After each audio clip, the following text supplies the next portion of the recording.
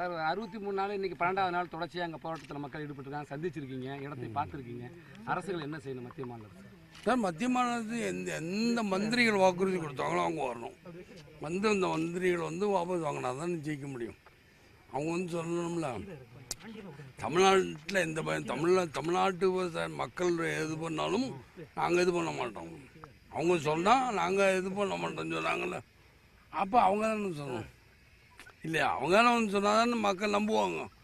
ஏன்னா சொல்லிட்டு ஓடக்கூடாது இங்கே மத்திய மாநிலத்து. ஆனால் மத்திய மாநிலத்து அப்படி சொல்லிட்டு இவங்க செய்யாமல் இருந்தால் நிச்சயமாக தேசிய முற்போக்கு திராவிட கழகம் அடுத்து என்ன ஸ்டெப் எடுக்குமோ அதை எடுக்கும். தமிழக அரசோட தற்போதைய செயல்பாடு எப்படி சார்? சிரமம் மோசம். என்னை கேட்டீங்கன்னா அப்படிதான் நான் சொல்லி என்ன தமிழ்நாட்டு எப்படி இருக்குன்னா நல்லாவே இல்லை. கமலஹாசனுடைய உண்மையை சொல்லியிருக்காரு, உண்மையை சொல்லியிருக்காருன்றேன்ல.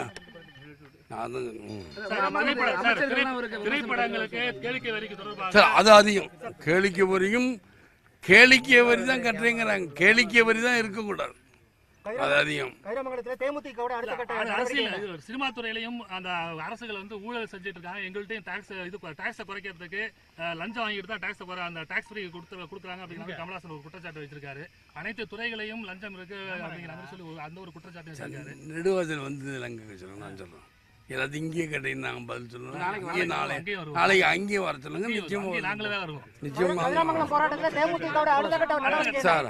கதிராமங்கல் மக்கள் தான் சங்கர் என்னுடைய மாவட்டத்தில் சங்கர்கிட்ட சொல்லுங்க, அப்பப்போ ஃபோனில் கேட்குற மாதிரி இதையும் கேட்பேன். நல்லா சொன்னாங்க, என்ன சொல்லிட்டோம் மக்கள் சொன்னதுக்கு அப்புறம் தான் நான் என்னோட அடுத்த கட்டத்தை அறிவிக்க முடியும். மக்கள் வேணான்னா அடுத்த கட்டத்தை நான் எப்படி அறிவிக்க முடியும்? ஹைட்ரோ கார்பன் திட்டத்தை செயல்படுத்தக்கூடாதுன்னு மாணவி ஒருவர் போராடியதற்காக குண்டர் சட்டத்தில் அவர் கைது யாரு சார்? வளர்மதியெல்லாம் எனக்கு தெரியல சார். ஏன்னா அரசாங்கத்தை எதுக்க வேண்டியதான், எப்படி என்னென்னங்கிறது எனக்கு தெரியாதுல்ல. போராட்டத்தை தூண்டி விடுறாங்க, மக்கள் போராடுறவங்க எல்லாம் தூண்டி யாரு? பாஜக தேசிய அவருக்கு என்ன வேற வேலை என்ன? ராஜா தானே, அவரே தான் பேசிட்டு போ. மத்திய மாநில அரசு என்ன செய்யணும்? மத்திய மாநில நீங்க மக்கள் டிவி நீங்க எந்த டிவி? சத்தியம். சரி, மக்கள் மாநில அரசு தான் நீங்க அங்கே நீங்க கேட்டீங்கன்னா சொல்றேன்.